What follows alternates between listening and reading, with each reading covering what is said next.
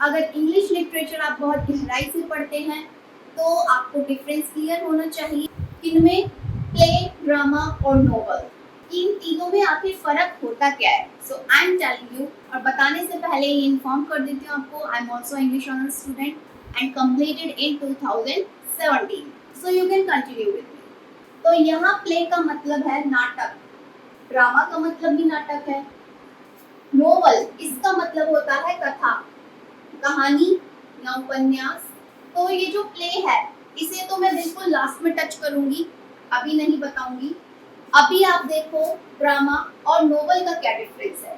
तो देखो ये जो नोवेल है ये ऑलवेज आपके पास्ट स्टोरी बताएगा, ठीक है, आपके भूतकाल की जो भी कहानी है नोवेल में वो बताएगा। क्लियरली टेल, ये क्या बताता है, व्हाट हैपेंड, क्या हो चुका है, ओके। एंड ड्रामा क्या बताता है, प्रेजेंट स्टोरी, ये वर्तमान की कहानी को दिखाएगा। व्हाट इज हैपनिंग, कि क्या हो रहा है। ऑलराइट, तो एक पॉइंट ये क्लियर हुआ इन दोनों में कि ये हमेशा पास्ट में होता है और ये ऑलवेज प्रेजेंट में। सेकंड थिंग इज ये ऑलवेज रीडिंग फॉर्मेट में होता है, इसे आप सिर्फ पढ़ सकते हो। नोवेल हमेशा पढ़ी जाती है, always available in reading format. But drama ये रीडिंग में भी होता है, इसे हम पढ़ते भी हैं और इसे हम परफॉर्म भी करते हैं। परफॉर्म ऑन स्टेज, स्टेज पर इसे परफॉर्म भी किया जाता है एक्टिंग के लिए, ओके। इसीलिए ये हमेशा प्रेजेंट की स्टोरी आपको शो करेगा और ये ऑलवेज पास्ट। तो ये है clear difference between drama and novel. तो अब मैं नोवेल रिमूव कर रही हूँ, कम टू प्ले।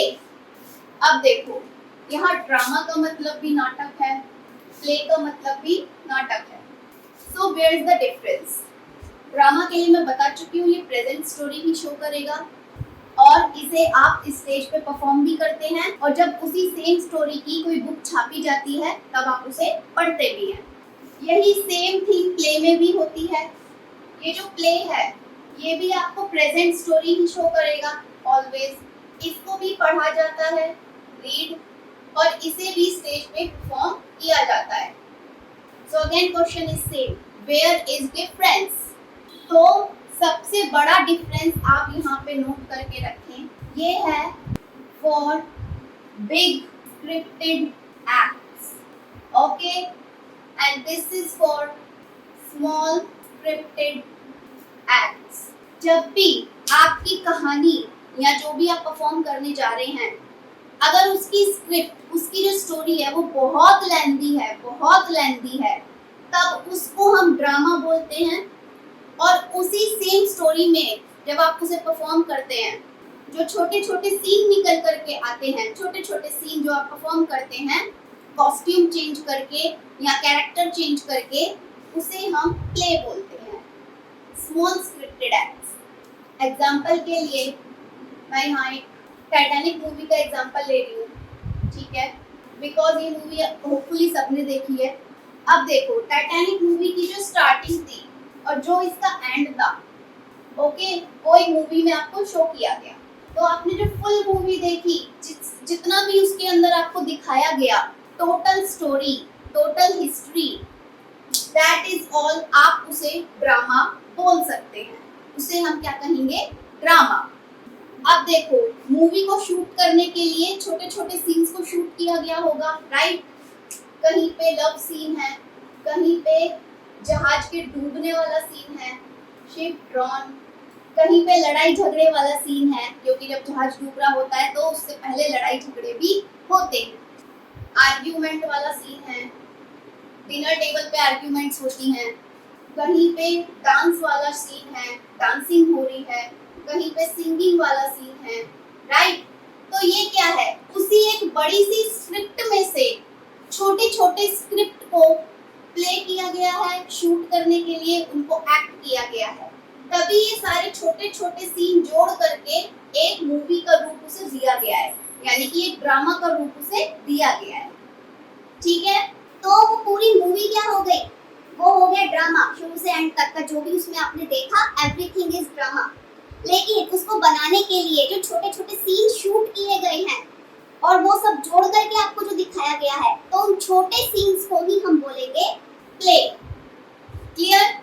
तो प्ले क्या होता है? जब प्ले को स्टेज पे परफॉर्म किया जाता है और छोटे छोटे सीन जब आपको दर्शाए जाते हैं, उसे प्ले कहते हैं। लेकिन जब उसकी लेंथ ज्यादा हो जाए, लंबाई ज्यादा हो जाए, सपोज करो आप कोई शो देखने गए हो किसी स्टेज पे, कोई लाइव शो है, अब उसकी लेंथ बहुत ज्यादा हो रही है, 6 घंटे हो गए, 8 घंटे हो गए, लेकिन अभी भी वो खत्म नहीं हो रहा है परफॉर्मेंस, तो वो क्या हो जाएगा? ड्रामा।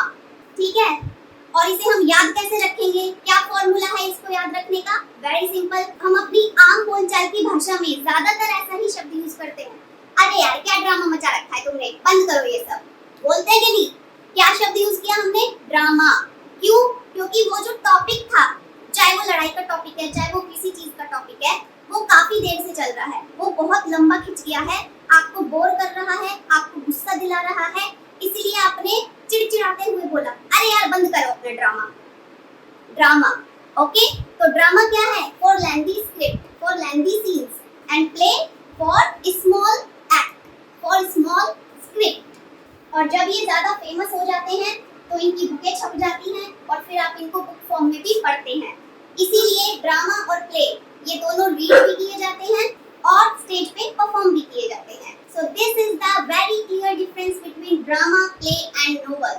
आपको कितना परसेंट ये वीडियो समझ आया है मुझे कमेंट में जरूर बताना। एंड मेरा डिस्क्रिप्शन बॉक्स चेक करो, वहाँ मैंने आपके कोर्स से रिलेटेड बहुत सारी नोवेल्स को एक्सप्लेन किया हुआ है, अगर आप इंग्लिश लिटरेचर के स्टूडेंट हैं तो।